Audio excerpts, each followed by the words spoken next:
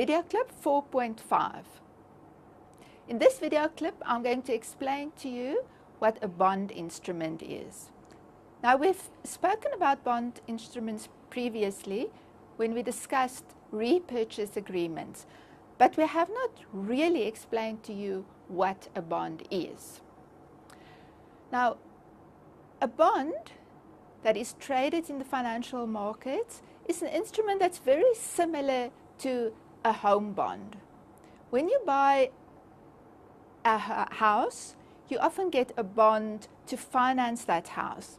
In that sense, these bonds are similar. It's also a debt that you have to repay, and it's also similar in terms of maturity.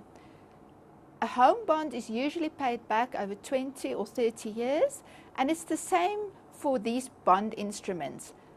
Their maturity is also usually for quite a long time. It can be 10 years, 20 years, 30 years, depending on what the issuer's needs are. Right. It is different from a home bond in the sense that these bond instruments are much more tradable. They are more liquid. You can easily sell them. Often they are also, you can trade them on the stock exchange. In South Africa, bonds that are listed are traded on the JSE. So it's easy to sell these bonds if you want to sell them. It's also different that for a home bond, you will usually repay the capital amount over the lifetime of the bond. So every year you will repay some of the capital. With a bond instrument, the capital amount is usually only paid back at the end of the lifetime on a certain date that is predetermined, or there can be 2 or 3 dates at which it will be paid back, but it will not be paid back during the lifetime of the bond. So let's look at an example of a bond instrument and the information that you will be provided with on such an instrument.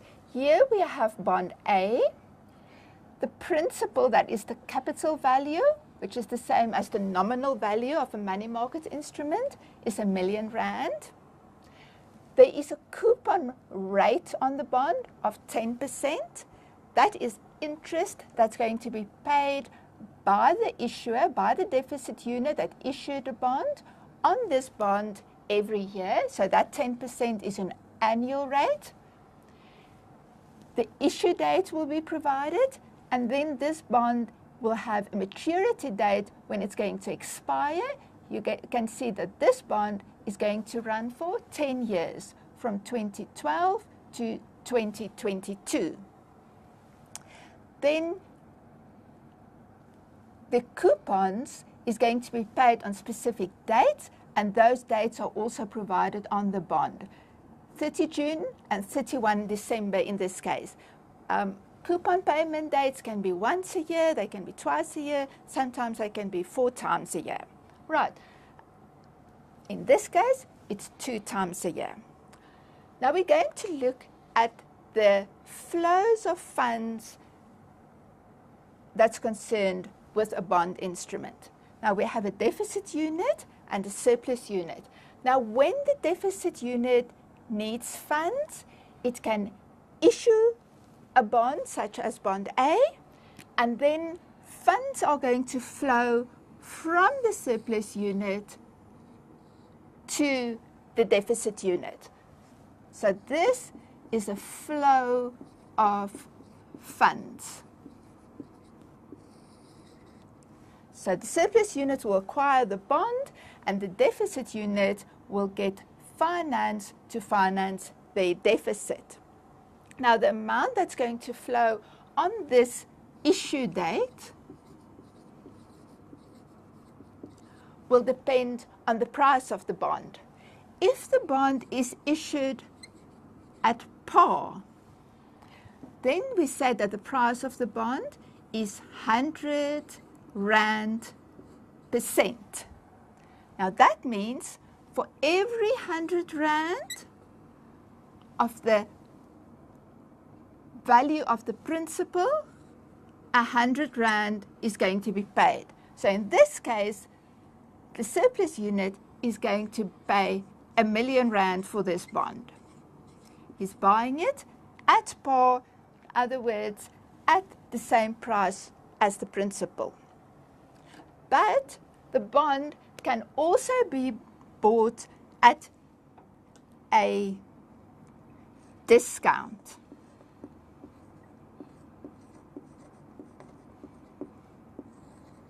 Now, if a bond is bought at a discount, the price will be less than R100%, for instance, 98.5 Rand percent.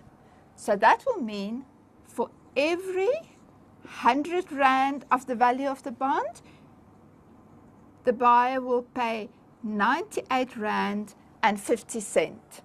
So if we work that out on the calculator, 98.5 divided by 100 times the principal value, which is R1,000,000, that gives you 985,000 Rand that's going to be paid for this bond. Sometimes the bond can also be bought at a premium. That will mean that the price will be higher than 100 Rand percent, for instance, 102 Rand percent. So now, for every 100 Rand of the principal, the buyer is going to pay 102 Rand. So if we work out how much is going to be paid for this bond now, it is 102 divided by 100 times the principal value, R1,000,000, and that gives you 1,020,000 Rand. That's going to be paid for this bond when it was bought at a premium. Right.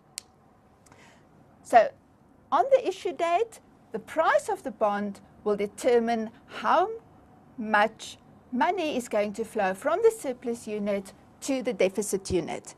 Then there are also going to be coupons that's going to be paid annually, and in this case, twice a year. Now, the coupons, how much will be paid, will depend on the coupon rate. It's going to be 10% in this case. So 10 over 100 times the principal value, which is R1,000,000. So the annual coupon that's going to be paid is 10 divided by 100 times the principal value of R1,000,000, and that gives you 100,000 Rand per year. But because this bond is going to be paid twice a year, the holder of the bond is not going to get 100,000 Rand on 30 June and on 31st of December. He or she is going to get half of that. So on 30 June, 50,000 Rand will be paid, and on 31st December of every year, the other 50,000 Rand coupon will be paid. Now we're going to look at the return on this bond. Now, if the bond is bought at par,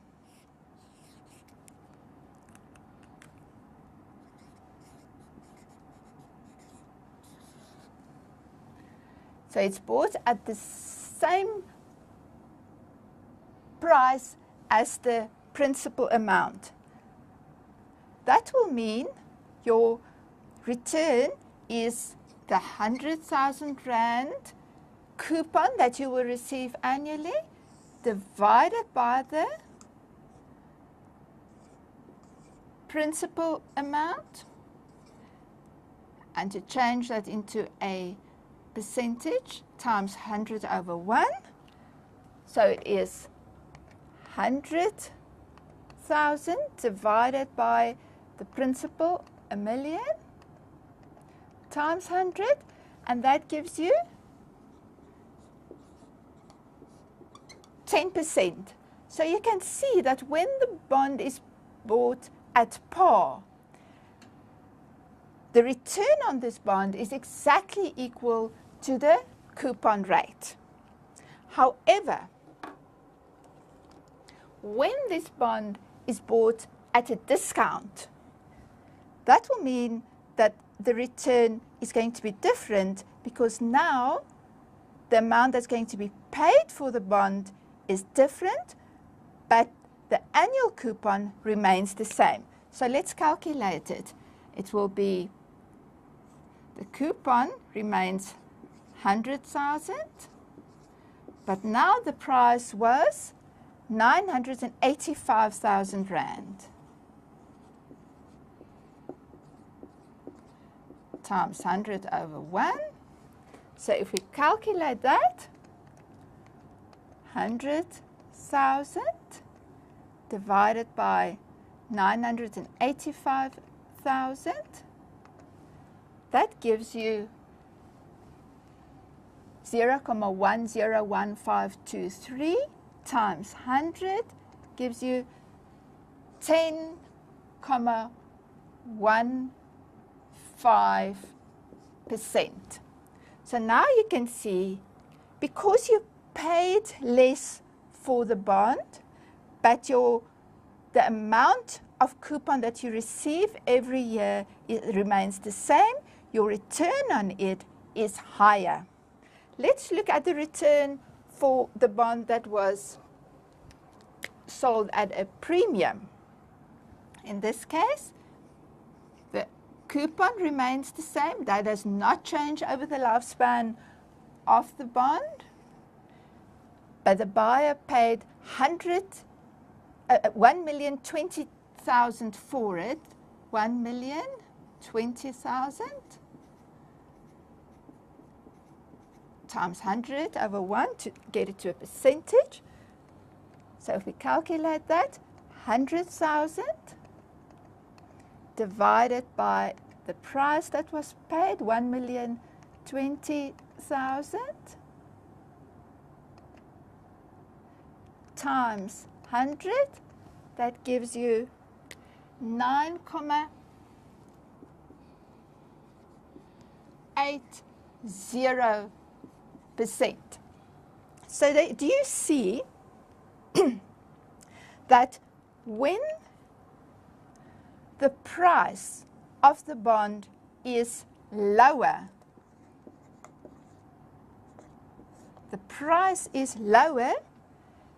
the return on the bond is higher. And when the price is higher, the return on the bond is lower. And that demonstrates the inverse relationship between the price of a bond and the return on a bond. So we've now discussed the first flow of funds on the issue date. We've discussed the coupons that's going to flow from the deficit unit to the holder of the bond twice a year. The last flow of funds related to a bond has to do with the amount that's going to be repaid on the maturity date. So on the maturity date, the deficit unit is going to pay back the principal amount of the bond to whoever holds the bond on that day. Now, of course, if you hold a bond, as we've said previously, it is liquid, therefore it is not necessary to hold it until the maturity date.